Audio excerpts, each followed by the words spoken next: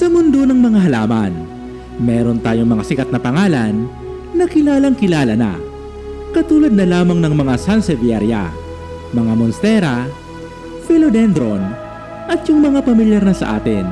Pero paano kung sabihin ko sa inyo na may isa pang halaman na sa kabila ng pagiging low-key ay may taglay na ganda, bango, at charm na siguradong mabibighani ka. Kilala siya bilang Hoya, umasikat sa tawag na wax plant. Ang pangalan pa lang, parang may kwento na. At sa video natin na ito, aalamin natin kung bakit ang simpleng halaman na to ay isa sa mga pinaka-special na pwede mong alagaan sa bahay. So ano ba ang meron sa Hoya na wala sa iba? Simulan natin sa pinaka-obvious.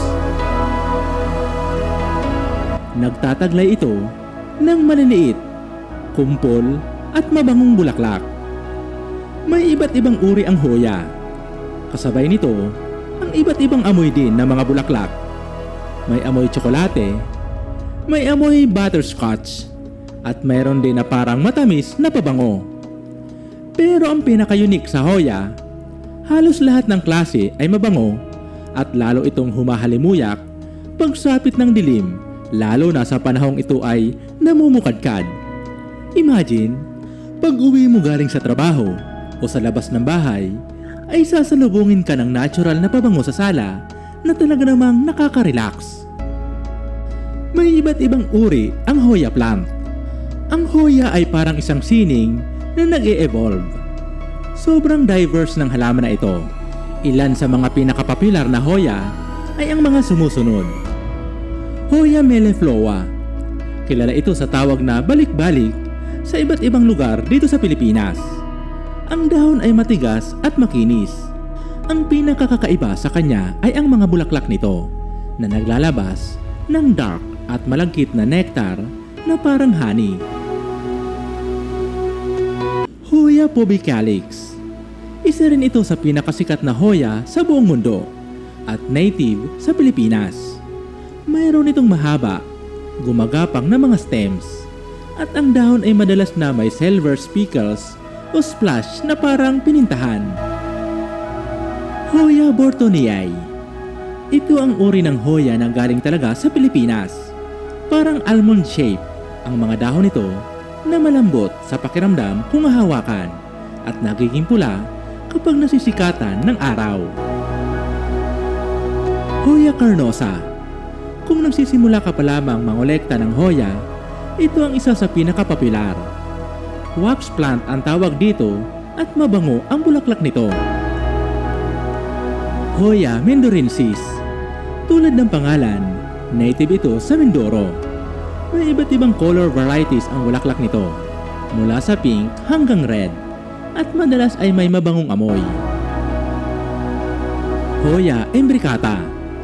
Kilala sa napakalaking dahon nito na parang shield at nakadikit sa surface. Ito ay isang ant plant na medyo rare at challenging alagaan. At kung nag-aalala ka naman sa air quality sa bahay nyo, ang Hoya ay natural na air purifier. Sinasala niya ang mga toxin sa hangin, kaya mas malinis ang simoy ng hangin sa loob ng bahay kung gagawin mo itong indoor na halaman. Bukod pa sa pagiging aesthetic niya, nagbibigay din siya ng benepisyo sa kalusugan. Ngayong alam na natin kung bakit siya espesyal, ngayon naman, alamin natin kung paano siya aalagaan. Gusto ng Hoya plant ang bright indirect light, yung maliwanag pero hindi direktang tinatamaan ng sikat ng araw. Ilagay mo ito sa tabi ng bintana na may kurtina o sa mga pwesto na nasisinagan lang ng umaga o hapon. Huwag mo siyang ilalagay sa mga lugar na mayroong direct sunlight dahil maaring masunog ang mga dahon nito. Ito ang golden rule sa Hoya. Huwag mo siyang lunurin sa tubig. Overwatering ang isa sa pinaka number 1 na pumapatay sa halamang Hoya. Magdilig ka lang ng Hoya kapag totally dry na yung lupa na kinatataniman nito. Dahil sa semi-succulent siya, ibig sabihin, meron itong imbak na tubig sa mga dahon nito. So pag feeling mo ay dry na, saka mo lamang ito diligan. Siguraduhin din na may butas ang paso na gagamitin. Gumamit ng well-draining soil mix. Pwede kang gumamit ng soil na may halong perlite, coco coir, or orchid bark. Ang goal mo ay yung lupa na hindi nabababad sa tubig. Huwag siyang masyadong busugin ng pataba. Pag nagsimula na ang summer, pwede mo siyang lagyan ng fertilizer once a month. Yung pang indoor plants lang. Ang isa pang nakakatuwa sa Hoya, madali lang itong ipropagate o paramihin. Kung may kaibigan kang may Hoya, humingi ka lang ng cuttings nito, ilagay mo sa tubig. Hintayin mo magkaugat. At pagkatapos nito, may bagong halaman ka na. At ang pinakagantimpala sa pag-aalaga ng Hoya ay ang pamumulaklak nito. May mga Hoya na matagal mamulaklak. May iba naman na mabilis.